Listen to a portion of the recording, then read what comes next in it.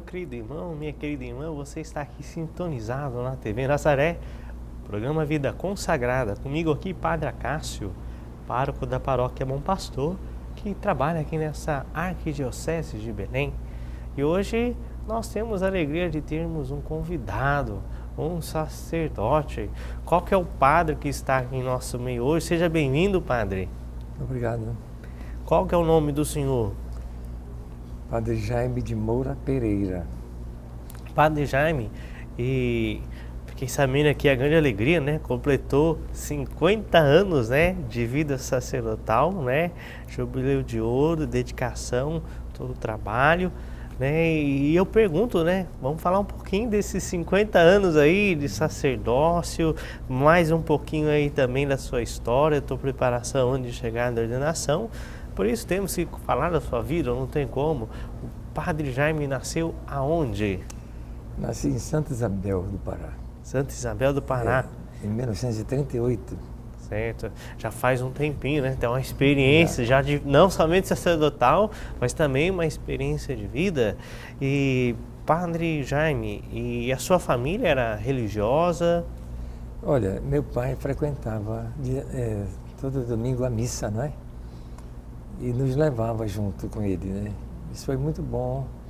Eu perdi a minha mãe logo cedo, quando eu tinha 1 ano de idade. Ela faleceu. Ficou meu pai. Então, nós íamos à igreja. Meu pai teria, assim, uma desculpa muito boa para não ir à missa, porque ele era surdo. Ele experimentou o aparelho da surdez, mas não se deu bem. Então, ele ia para a missa, mas sem ouvir muita coisa ali. Mas ele ia assim mesmo, né? Nós íamos juntos. Eu lembro que ele colocava a moeda na nossa mão para a gente colocar no ofertório. Cada filho ia lá depositar sua ajuda. E assim nós fomos educados. Depois eu me tornei coroinha, meus irmãos também. O senhor tinha mais quantos irmãos, padre? Eu tenho mais 2 irmãos. Mais velhos, mais novos? Mais velhos. Eu sou o mais novo. Certo. Então, o mais velho mora em Brasília, o outro continua em Santa Isabel, né? Então, assim que nós crescemos, né? Depois, dada essa aproximação com o altar, não é? Veio a vontade de também ser padre. O senhor tinha quantos anos quando o senhor teve desejo de ser padre? Olha, eu entrei para o seminário com 13 anos de idade. Já naquele tempo recebiam crianças, né? Assim. E fiquei lá o tempo todo até me ordenar padre, não é? Mas eu passei por 3 seminários. Antes do senhor comentar dos seminários, eu queria perguntar uma realidade para o senhor. O senhor colocava que o seu pai levava sempre vocês, né, o senhor, seus irmãos, para a missa. Além da missa, vocês também tinham uma outra prática de oração junto com o pai do senhor ou não? Bom, não era muito costume assim. Me lembro que a gente rezou diante como é que chamou? Naquele tempo tinha oratório. Oratório. Né? Oratório, né? Me lembro que a gente chegou a rezar algumas vezes, mas não era assim uma prática constante, né? Assim, era mais a missa mesmo. Nós íamos todo domingo, né? O Padre Jaime, aqui o senhor coloca uma situação que eu achei interessante. O senhor falou que o senhor perdeu sua mãe com 1 ano, né?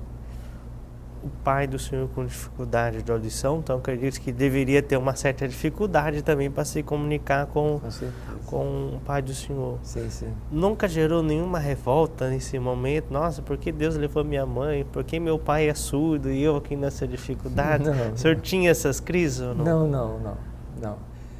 Aliás, o meu pai, não é, ele era muito carinhoso. Ele tentava suprir a falta da nossa mãe, né? Então, foi muito bom aquela infância nossa, né? Nós tínhamos um quintal muito grande, a gente podia brincar, correr e tal. Foi uma infância maravilhosa. Tomávamos banho de garapé e ele ia junto conosco também. Era bem presente, então. Bem presente, muito presente. Ele divertido também. Mas muito sério, né? Muito honesto. Meu pai não andava por aí nos bares nem nada. Era trabalho, casa e igreja, só. Não ficava por aí batendo papo, conversando fiado, não.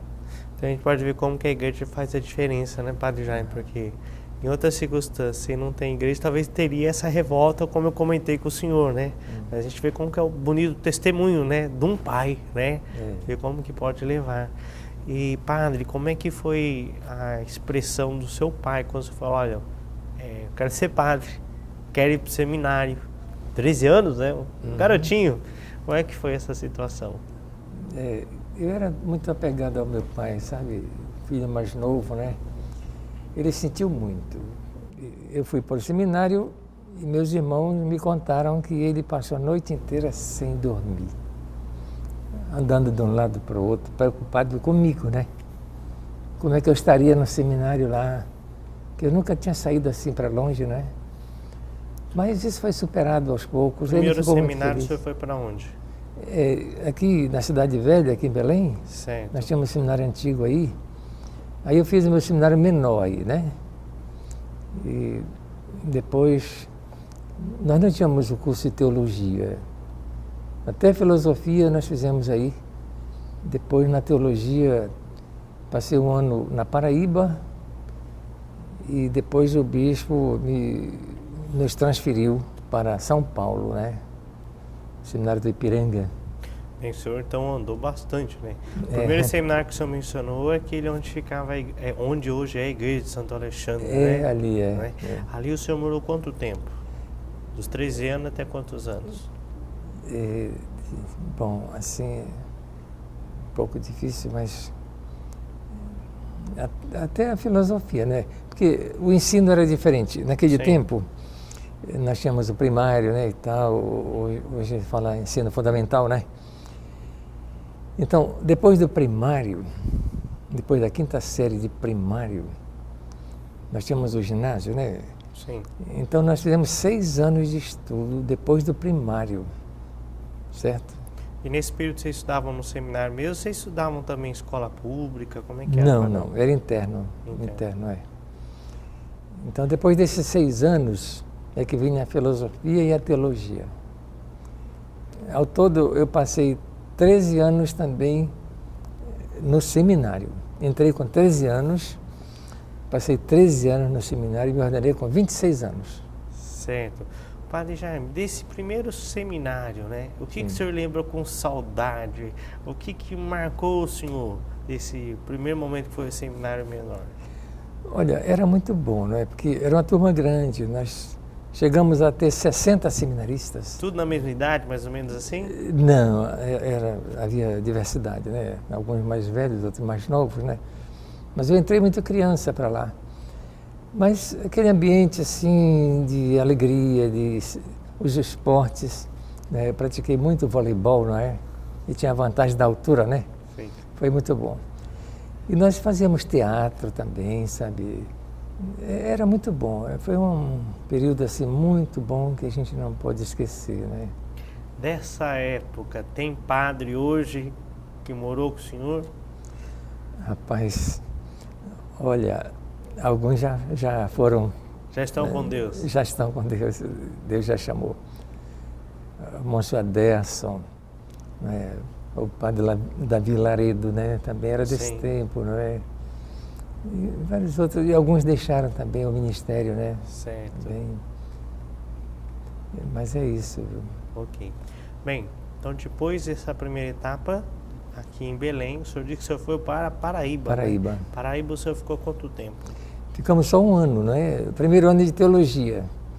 Depois o bispo nos escreveu convidando para a gente ir para o seminário de São Paulo, que alguns já tinham passado por lá também, já tinha assim um canal aberto, né?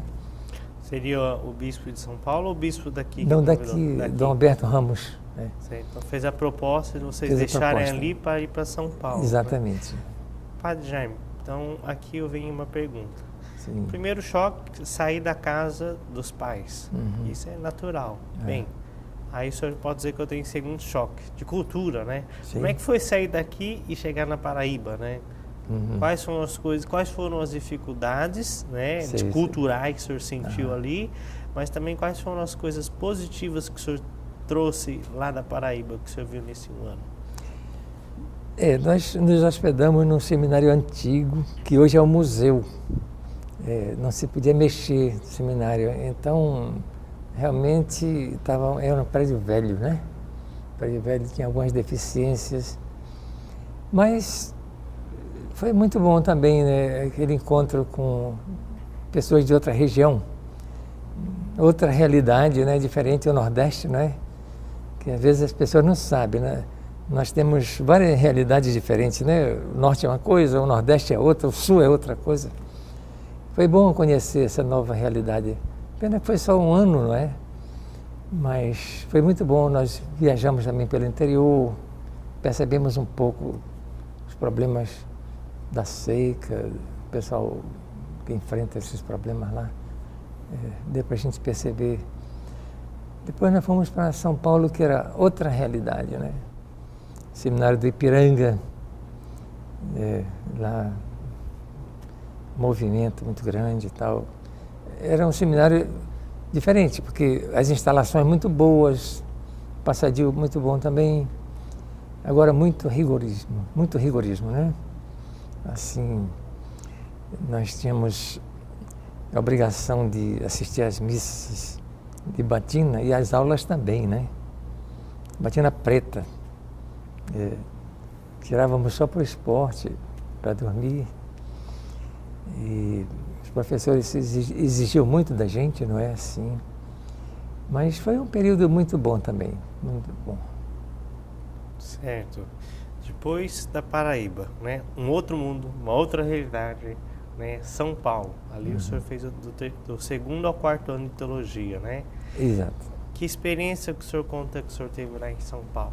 Mesma coisa, tanto negativa, né? Qual foi o choque? É outra cultura, outra realidade, outro ritmo, que acho que esse acho que é o mais diferencial, né? O ritmo paulista é muito diferente do Nordeste aqui e do Norte.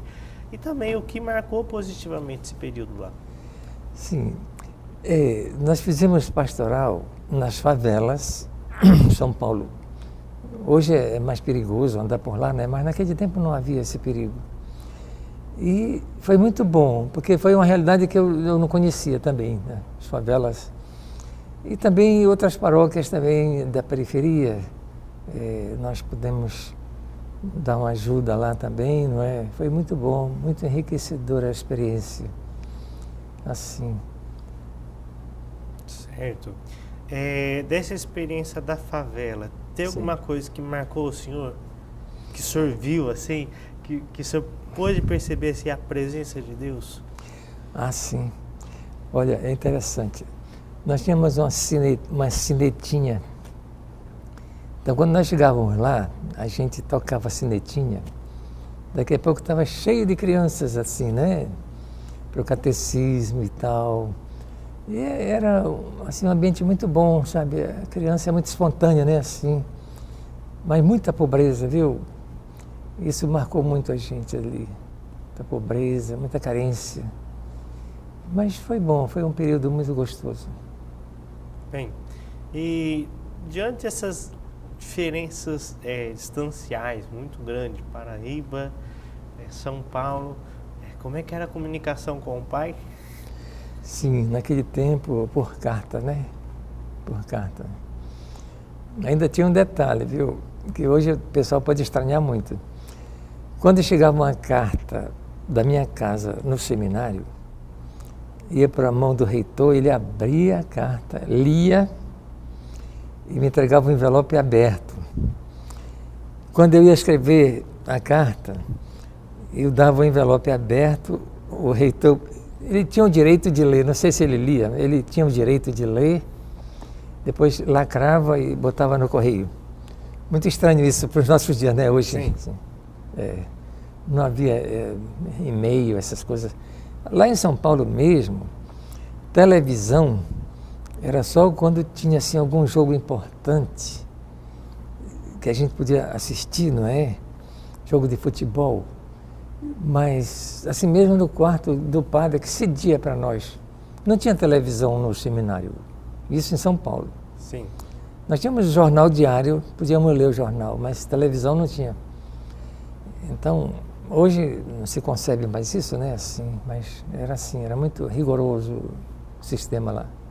Ok. Nós vamos então para um breve intervalo, né? Sim. E vamos conhecer então no segundo bloco nosso, né? A vida então sacerdotal do Padre Jaime, né? Chamamos então nosso apoio cultural e fique aqui conosco. Você está sintonizado aqui na TV Nazaré, o nosso programa Vida Consagrada, comigo aqui, Padre Acácio, na qual estamos conhecendo aqui, né? O nosso querido Padre Jaime, né? Até brinco às vezes com ele, é nosso patrimônio aqui da nossa arquidiocese. Completou seus 50 anos aí de vida sacerdotal, jubileu de ouro. Partilhava um pouquinho da sua história, né? Da infância. Ele que perdeu sua mãe com apenas 1 ano. O seu pai com dificuldade auditiva, mas juntamente com seus outros 2 irmãos mais velhos. Sempre educados na fé, no amor. Dava o bonito testemunho do seu pai, que sempre levava todo domingo eles na igreja, mesmo não ouvindo, mas levava, era muito presente, era casa, trabalho e os filhos, né? E depois, aos 13 anos, quando foi para o seminário, sua primeira fase aqui em Belém, né? Onde é a igreja de Santo Alexandre atualmente, até concluir os estudos da filosofia, depois partilhou um pouco da sua experiência de 1 ano, no qual fez o primeiro ano de teologia na Paraíba, e trazia para nós aqui também, que depois a Paraíba foi para São Paulo, no qual terminava dizendo para nós sobre, né, a comunicação com o pai, né, todo o rigorismo da época de seminário, pelas cartas, né, até que chegou então a tão sonhada, depois de 13 anos, né, a ordenação. Que dia e o ano foi a ordenação do senhor? 23 de janeiro de 1965. E aonde foi a ordenação do senhor? Foi em São Paulo? Foi aqui? Não, foi em Santa Isabel, na minha cidade mesmo, onde eu nasci. Certo. Em Santa Isabel.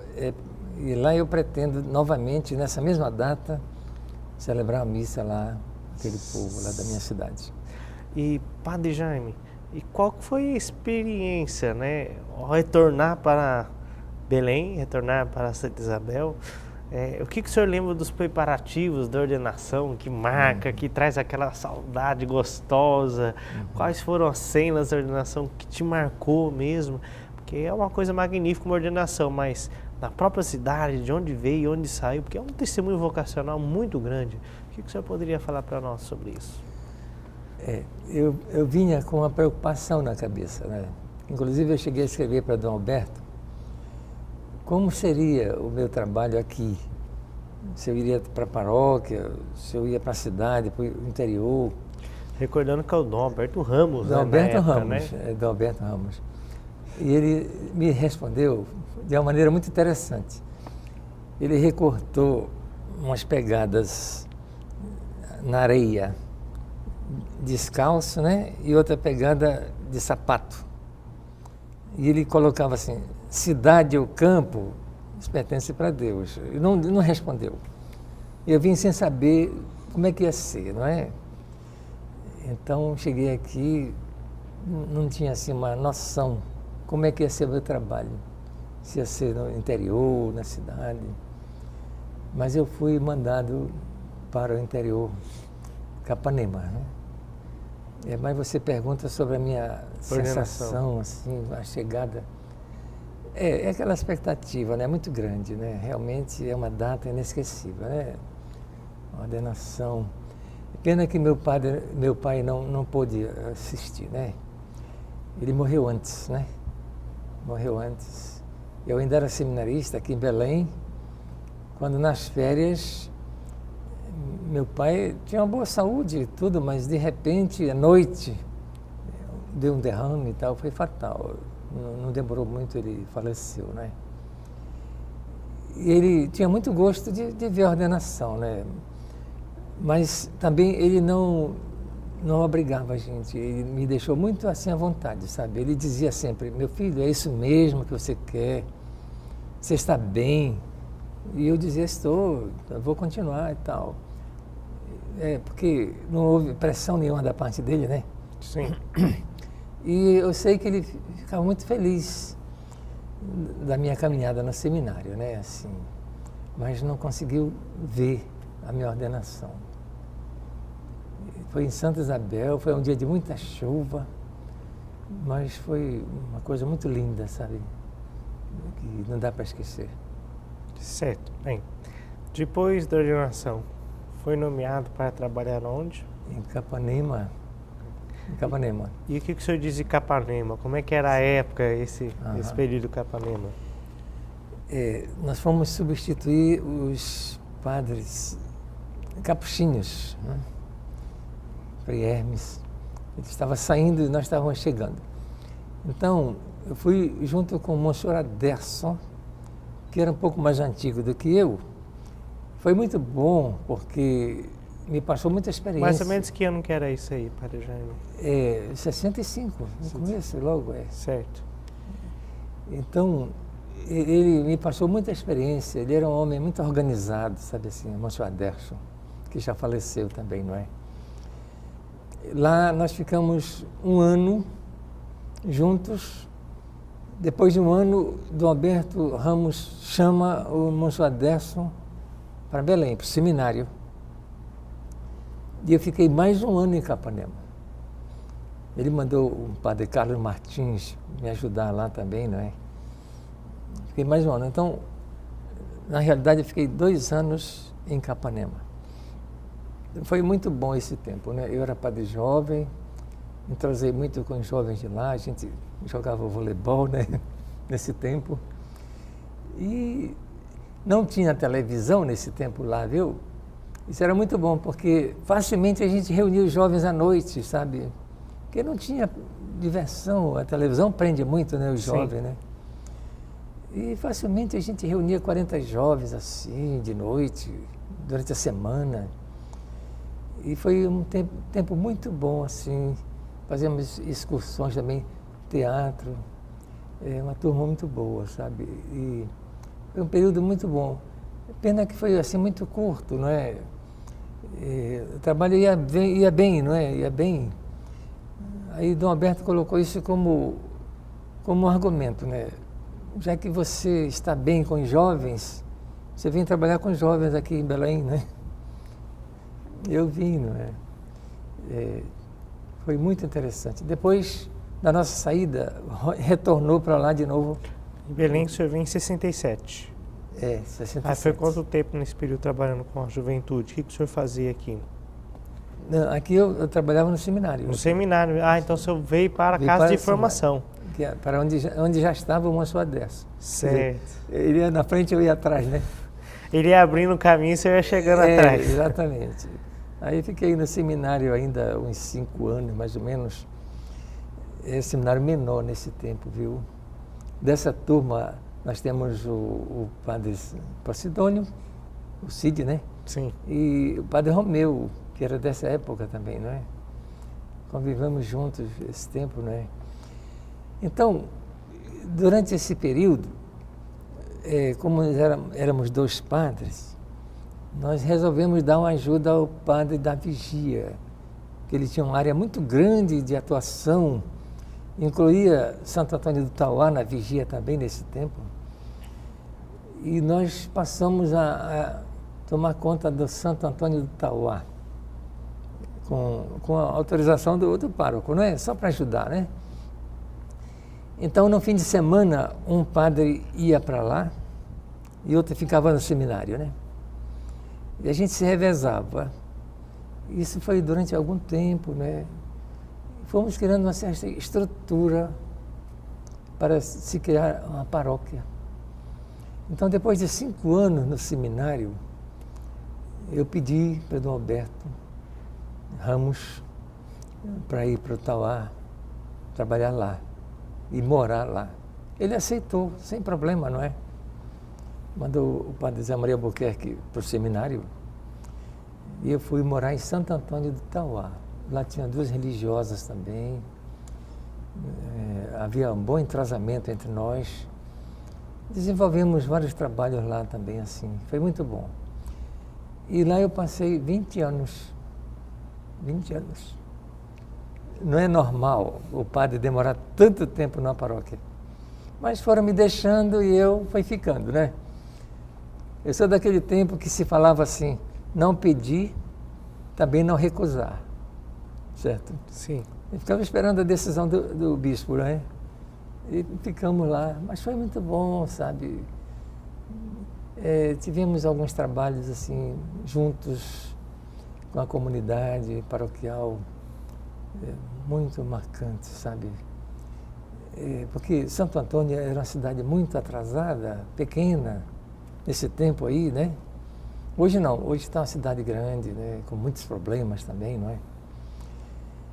Então nós lidávamos muito com agricultores e também com pescadores. Que as comunidades do interior, muitas delas nós tínhamos que atingir por água. Então era assim, o remador trazia canoa com 2 remos, um era para mim. Porque naquela época não tinha rabeta, né? Tinha que ser no braçal, não é? No remo mesmo. Até que eu gostava, eu era quase jovem, né? Andei muito naqueles rios lá. Mas tinha um problema. Nós tínhamos uma ilha lá que incluía várias comunidades.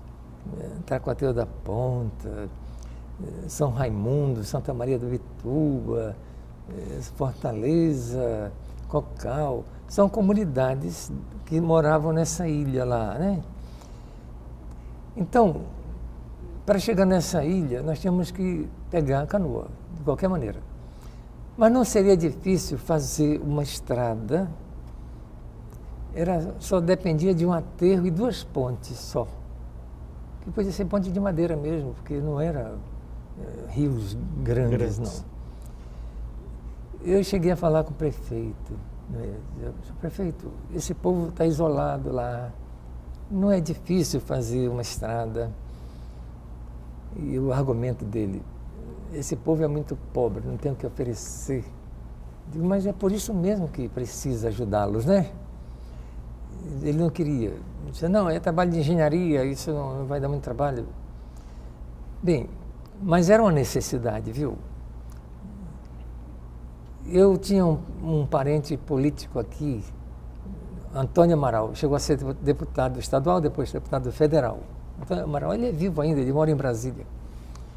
Falei com ele, deputado, tem esse problema lá, esse povo, né? Ele disse, Padre Jaime, faça um abaixo-assinado, eu entrego na mão do governador. Ah, isso é fácil, né? Percorremos as comunidades todas ali, estavam ansiosos, queriam essa estrada. Uma pilha de papéis, dei na mão dele, ele levou, entregou na mão do governador. Nesse tempo era Aloísio Chaves, que depois foi senador. Então, parece assim que ele não estava acreditando que havia tantos habitantes isolados e tal. Sim. Ele foi lá, viu? Foi lá e examinou a situação, não era difícil, né? E logo mandou as máquinas e fez o aterro que precisava e as 2 pontes. Quando entraram os carros lá, meu caro, foi uma alegria. Eu estava lá e participei de tudo isso, viu? Bonito ver, né? A igreja, né? A igreja. Que é pioneira até nessas situações, às vezes passa despercebido na história, né? Então, foi uma alegria muito grande quando entraram os carros lá, não é assim, pela primeira vez. Foi muito marcante isso, sabe? Também com a comunidade nós chegamos a fazer uma maternidade lá na cidade. Tá pensando aqui, Padre, quem sabe quem está acompanhando lá nem sabia que quem conseguiu essas pontes nessa estrada foi o senhor, está sabendo hoje. Mas tem um lado cômico nisso aí também, viu? Houve a inauguração do ginásio lá em Santo Antônio do Tauá, né? Eu cheguei a ser o diretor do ginásio. E o governador Aloísio Chaves, ele foi fazer a inauguração lá, viu? E tinha um deputado da área também lá, né? E no discurso dele, ele falou que ele conseguiu essa estrada, né? Ele conseguiu. Fiquei quieto porque a mim não me interessa, interessa que foi feita a estrada, né? Ninguém trabalha para ter a plaquinha, né, por aí afora, né? Não, a gente não trabalha, não é para aparecer, trabalha para o povo, né? Então eu fiquei feliz que saiu a estrada. Ele falou que ele fez a estrada. Bom, tudo bem, não tem problema, não é problema. Então, nós fizemos também, sim, nós tínhamos uma associação comunitária lá, né? E fizemos uma maternidade, né? A irmã Lígia, que trabalhava lá, ela tem muito a ver com isso tudo, sabe? Ela trabalhou muito lá. Uma maternidade comunitária. E a parturiente, ela levava 2 galinhas. Quando ela era internada lá, era o pagamento, era esse, viu? 2 galinhas para fazer aquela cancha e tudo, né? Foi muito bom. E um gabinete dentário também, porque a cidade era muito carente, sabe? Não tinha muito recurso. A FASE nos ajudou muito nessa questão aí. Ela carreava verbas, né? Assim, de entidades para fazer esse tipo de trabalho, né? Então, foi muito interessante. Ok. Nós vamos então para um breve intervalo, né? Sim. E aqui é bonito ver, né, o testemunho do padre, o que é a igreja através de um padre, um sacerdote, além do bem espiritual, né? O bem social que também pode fazer para o povo. Situações que muitas vezes nem passa pela nossa consciência. Fique conosco para acompanhar mais um pouquinho aqui a história do Padre Jaime. Você está sintonizado na TV Nazaré, programa Vida Consagrada, comigo aqui, Padre Acácio. Estamos conhecendo aqui, né, a riqueza, a profundidade da vida e experiência do Padre Jaime, na qual ele colocou, no primeiro bloco, um pouquinho sobre a sua infância, período de seminário, já no segundo bloco, falando da sua experiência pastoral, né, como sacerdote, trabalhou em Capanema, depois aqui no seminário em Belém. Me fugiu o nome do outro município, que o senhor falou? Santo Antônio do Tauá. Santo Antônio do Tauá, né, que nós colocava, além do trabalho religioso, né, conseguiu levar ponte, conseguiu levar estrada, os trabalhos sociais que muitas vezes, né, nem valorizado, reconhecido, mas muito, como o senhor colocava, não, minha preocupação não era nome, mas era ajudar o povo, né? E aí eu pergunto, depois de Santo Antônio do Tauá, 20 anos, né, lá, para onde o senhor foi? Eu fui mandado para Marituba, Paróquia do Menino Deus, que é onde você trabalha. Isso. Fruto, né? Porque a Paróquia Bom Pastor é fruto do trabalho pastoral do Padre Jaime, lá da Paróquia Menino Deus.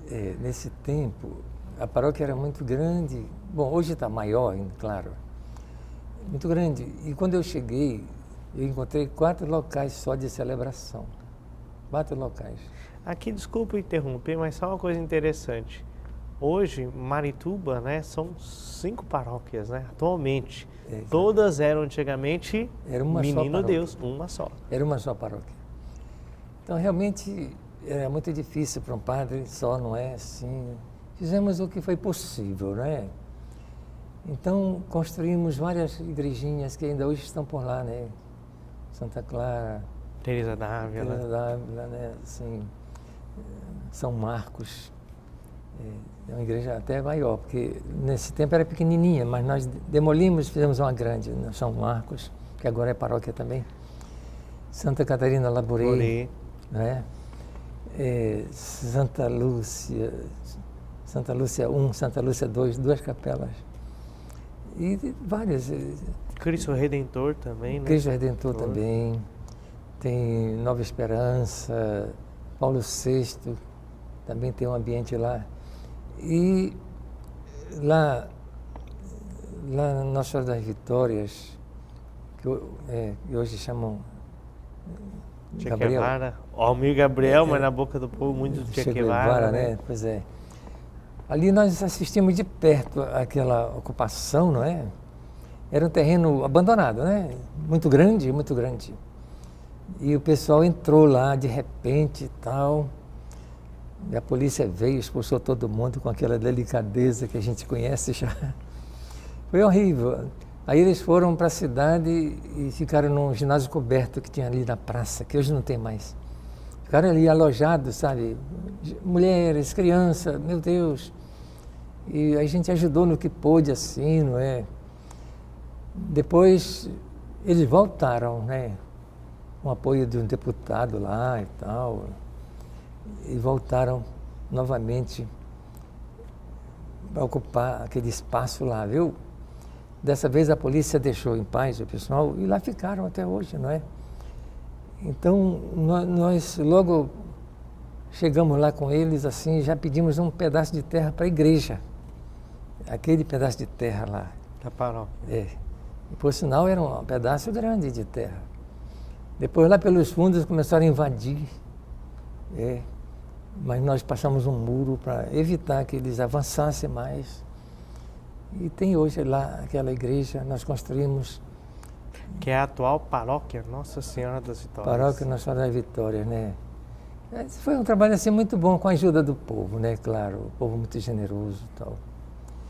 E depois a gente resolveu também ampliar a igreja matriz, né? Que também era pequena, o povo mal acomodado. E houve uma reação, né? O pessoal não queria que mexesse naquela igreja, né? Tradição, né? Mas tinha que ser, viu? Hoje em dia ninguém reclama mais. A igreja é grande, espaçosa, você viu lá, não é? Que, com a graça de Deus, com o trabalho maravilhoso que o Padre Plínio realiza, o Padre Zé Maria ali, exatamente. Já ficou pequena a igreja de novo. Ficou pequena a igreja, não é? É assim mesmo, a realidade nossa, que vai expandindo, né? A cidade vai crescendo, chegando gente de fora. Então é como você falou, né? Onde era uma paróquia, agora são várias paróquias. E é muito bom que os padres estão agora mais perto do povo e tal. Foi uma decisão muito acertada do arcebispo, né? Padre Jaime, conversar com o senhor é uma riqueza, porque além da experiência de vida, experiência sacerdotal, eu vou até puxar um assunto aqui que de repente muitos nem sabem disso, né? Faço questão de pegar aqui em minhas mãos. No meio dessa ajuda que o Padre Jaime faz para o povo, no meio dessa ajuda que o Padre Jaime, trabalho social, nesse desejo de ampliar o serviço pastoral, não sei onde ele consegue arrumar tempo para escrever ainda, né? Então, o Padre Jaime é escritor, tem vários livros, ele trouxe 2 aqui para nós, mas tem muitos mais ainda, o atual, esse último livro que ele fez. E o Padre Jaime tem um trabalho muito grande, muito bonito, que é a preocupação com a parapsicologia, né? Que é uma área muito séria, necessária, e bonito saber que a igreja se preocupa com isso e temos uma riqueza. Não é toda arquidiocese, nem toda diocese que temos gente capaz para lidar com a situação. E aqui nós temos o Padre Jaime, né? Que eu gostaria então que o senhor falasse um pouquinho, né? Como despertou esse lado também parapsicológico do Padre Jaime? E contasse um pouquinho de alguma experiência, alguma orientação. Foi a partir de uma preocupação pastoral nossa, né? Porque quando nós fomos para Capanema, Padre Novo, eu me defrontei com certos problemas que eu não tinha uma resposta. Então, Deus é maravilhosa, a providência divina, né? Por acaso, eu lendo no jornal que chegou um parapsicólogo em Belém e se hospedou no carro com os salesianos. Eu pensei, bom, deve ser um católico, né? Porque tem parapsicólogos de outras religiões também, viu? E eu entrei em contato com ele, falei que eu queria conversar com ele. Ele disse, eu vou na sua casa. Eu em Capanema, né? Então ele se dispôs a ir em Capanema, passou uns dias lá conosco, fez palestra e tal. E aquilo me ajudou muito, porque eu não conhecia nada sobre esse assunto. Então, a partir daí, eu comecei a me interessar de ler livros e assistir palestras. E fiz o curso em São Paulo, né, de parapsicologia. Quanto tempo foi esse curso, Padre? Esse curso intensivo de 11 dias, né? Certo. Centro Latino-Americano de Parapsicologia, o CLAP, né? CLAP. Se alguém tiver interessado, pode acessar CLAP, que vai ter muitas informações sobre esse assunto. Pois bem, então de lá eu voltei empolgado, porque eu achava que, como eu fui beneficiado com esse estudo, eu não podia guardar isso para mim. Eu tinha que levar também para outras pessoas. Porque por falta de informação, as pessoas sofrem muito, sabe?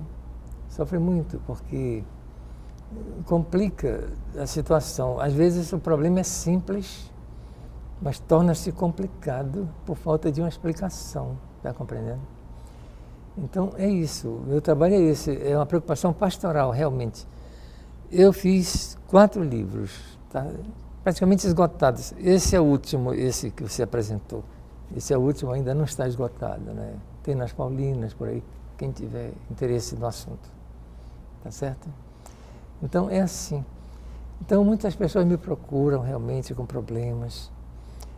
E, às vezes, uma explicação...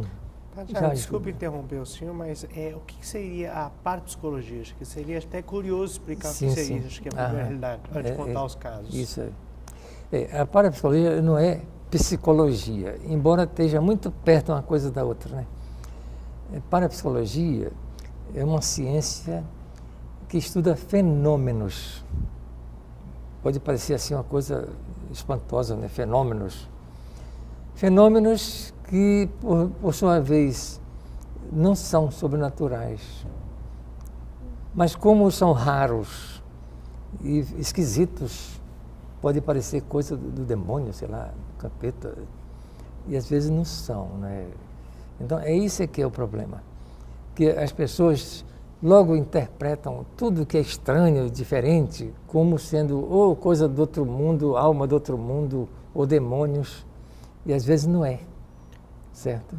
Padre Jaime, que é interessante. Várias vezes você já comentou entre nós padres, sim, mas dê algumas 2 ou 3 histórias como exemplo, né? Que todo mundo fala, não, isso aqui é o demônio, o senhor chegou ali, não é não, olha, tem aquela história do muro, da mulher que corria, sim, de coisas que pegam fogo. Conte um pouquinho, uns 2 ou 3 fatos aí. Esses fenômenos que aparecem, esses são mais impressionantes, né?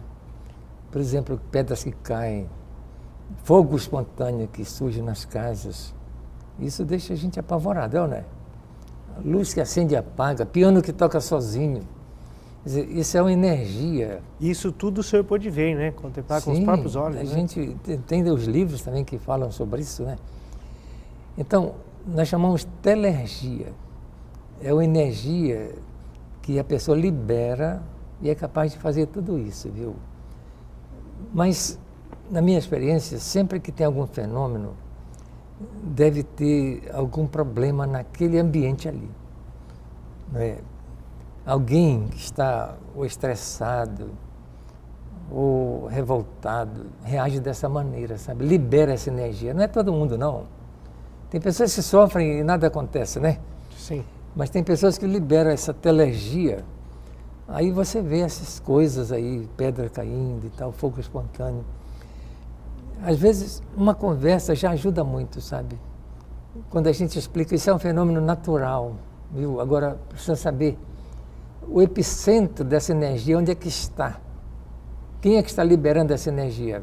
Aí tem problema na casa, viu? Então, a gente encaminha, claro. Eu não sou psicólogo, encaminha, olha, vai com psicólogo, às vezes até com psiquiatra também, né? Sim. Com algum remedinho para entrar em harmonia. Havendo harmonia, não tem fenômeno. Fenômeno eu ligo com desarmonia. Eu lembro um fato que o senhor contou uma vez para nós, uma mulher, né, que corria em cima do muro que nem um gato, né? É verdade. E não caía. Certo. E o pessoal fala, não, ela está com demônio. Não faria nunca isso no estado normal, consciente, né? Mas como no transe, quando a pessoa perde a consciência, muita coisa acontece, viu? E, padre, o senhor já ensinou uma coisa tão simples que não tem problema nenhum ensinar para o povo, né? Assim. Como é que faz para tirar uma pessoa que está em transe assim? Ah, sim, pois é. Olha, a tendência do povo é achar que baixou o espírito ou então que baixou o demônio, né? Que é a primeira coisa. Que a pessoa assume outra identidade, né? Se você perguntar pelo nome da pessoa, como já aconteceu, né? A pessoa diz que é outra pessoa, né? E isso impressiona. Mas não é difícil. Quem está em transe, assim, está inconsciente, viu? Mas ele escuta. Ele escuta. Então, eu uso um método muito simples, já ensinei para outras pessoas. Você já usou também? Já usei, já funcionou. Funciona, viu, gente? Eu fico feliz de saber que consegue. Porque a gente não vai poder conversar com a pessoa inconsciente. É como o drogado, né? Não sabe de nada. Ele vai falar um monte de coisa aí, né? Às vezes vai dizer que é o capeta, que é não sei quem. Às vezes não é. Deixar bem claro isso, viu? Raramente é o demônio. Então, isso acontece na pessoa que está perturbada, que está em desarmonia. Então, eu chamo pelo nome. A pessoa escuta. Digo, por exemplo, Dona Maria, eu vou contar até 10 e a senhora vai sair desse estado de inconsciência, vai acordar normalmente. Vou começar. Ela escuta, né? 1, 2, 3, aí repete. Quando eu chegar em 10, você volta ao seu estado normal. 4, 5, 6. Dona Maria, quando eu chegar em 10, né? Vai preparando, né? 9, dá uma paradinha. Prepare-se agora, que você vai acordar normal. Ela já está preparada, viu? É só dizer a palavrinha mágica, né? 10. Sopra no olho da pessoa, acorda. Pronto. Aí dá para conversar, claro, que a pessoa volta ao seu estado normal. Antes não dá para conversar. E a gente pode rezar, e as coisas se acalmam, sabe? É isso, viu? Para já colocar aqui, achei interessante, porque várias vezes ali na paróquia, experiência pastoral já me aconteceu isso, né? E graças a Deus eles tinham me ensinado, né? Primeira vez que aconteceu uma pessoa, ai, pai, pelo amor de Deus, lá, minha filha tá com demônio, tô com um problema. Cheguei na casa surpreso mesmo, né? A primeira coisa que eu reparei foi o ambiente, como o padre falou, né? Você já percebeu que o ambiente já não era agradável, né? Quando eu entrei no quarto, uma jovem magrinha sendo segurada por 4 homens e não conseguiam conter a jovem, né? Eu fiz do jeitinho que o padre já ensinou. Eu cheguei, perguntei qual que é o nome da menina, fiz do jeito, na hora que eu contei 10, a menina acordou chorando, né? Não sabia o que estava acontecendo. Pedi para os outros homens sair e conversei. Também já tive uma outra experiência também. Então, é que é importante a gente ter essa consciência e saber disso, que muitas vezes há pessoas, né, de má fé que utilizam disso. Às vezes um pastor, uma autoridade que chega lá, às vezes até faz o mesmo método, depois fala que estava com um demônio, que tem que fazer corrente, tem que ir para a igreja, né? Então, são situações que a gente tem que estar muito alerta, às vezes, né, até para poder ensinar e que o povo também não seja enganado, né? É verdade. A gente partilhava outro dia, né? Não que o demônio não existe, né? Sim, não claro. que a possessão não existe, mas é muito difícil. Muito raro, é verdade. Eu nunca me defrontei com esses casos assim, de possessão, e nem quero, claro. Mas esses casos mais simples a gente resolve. A dissociação da personalidade, por exemplo, a pessoa adquirir outra identidade, né? Como já aconteceu. Eu falei, Antônio, ele falou, não sou Antônio, eu sou Zé Pilintra. Zé Pilintra é da Macumba, né? Sim. Tudo bem. Então, essa dissociação da personalidade, a gente consegue também pela hipnose. Se eu hipnotizar uma pessoa e disser, você, sei lá, você é o Chico Anísio, né? Ou então, sei lá, Napoleão Bonaparte. Você induz a pessoa, né, padre Jaime? Hein? Pode induzir a pessoa. Pode induzir a pessoa vai viver aquele script que foi sugerido, está compreendendo? Não é que baixou ninguém não, né? Sim. E, padre Jaime, depois dessa experiência, bonito que o senhor partiu da parapsicologia, né? O senhor saiu da paróquia Menino Deus. Sim. E atualmente o senhor está onde hoje? Agora estou no seminário São Pio X agora. Então, até quem quiser procurar, às vezes quem ouviu uma situação dessa, né, quer uma orientação, pode procurar o senhor lá no seminário Pio X. Tem ido bastante gente lá conosco, sabe? De manhã os alunos estão em aula, né? Sim. Eu estou mais livre um pouco, mas à tarde eu tenho ocupação lá, viu? Então eu pergunto, padre, diante de toda essa rica experiência, que eu falo que parece que o programa foi até curto hoje, né? Diante de tanta história que podia ter saído, né? Eu pergunto, vale a pena ser padre? Vale a pena ser sacerdote? Vale, meu caro, vale sim, viu? A sensação que eu tenho é que a gente teria tanta coisa ainda para fazer, não é? A gente acha que fez tão pouco ainda, não é? 50 anos de caminhada. Mas é essa sensação. E eu estou numa situação que eu não posso fazer planos a longo prazo, né? Eu tenho consciência disso. Estou com 76 anos, né? Caminhando para os 80, já pensou? Quando eu penso nisso, eu nem quero acreditar, mas é isso mesmo. E o trabalho está aí. A gente reza muito assim para que Deus aumente o número de sacerdotes e religiosos, né? E dê a eles o dom da perseverança também. Precisa. Nosso povo está aí, viu, carente, tantos problemas, tanta ignorância, né? São levados assim por essas ideologias, essas ideias aí que estão surgindo. O pessoal fica buscando alguma coisa, né? Então nós temos que ter uma resposta. Isso aí é importante. É importante a figura do padre no meio da comunidade, trabalhando com esse povo aí. É necessário. Então, eu fico muito feliz de ter vindo aqui dar esse testemunho.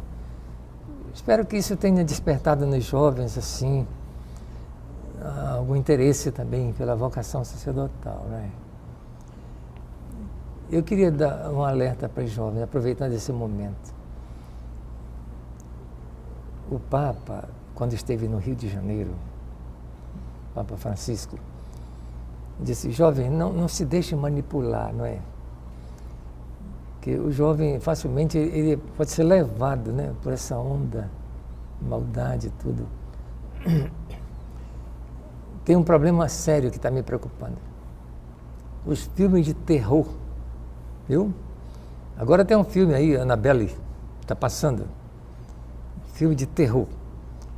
Algumas pessoas já me procuraram. Maioria, meninas, que são mais sensíveis, né? Esse filme está fazendo mal para as pessoas.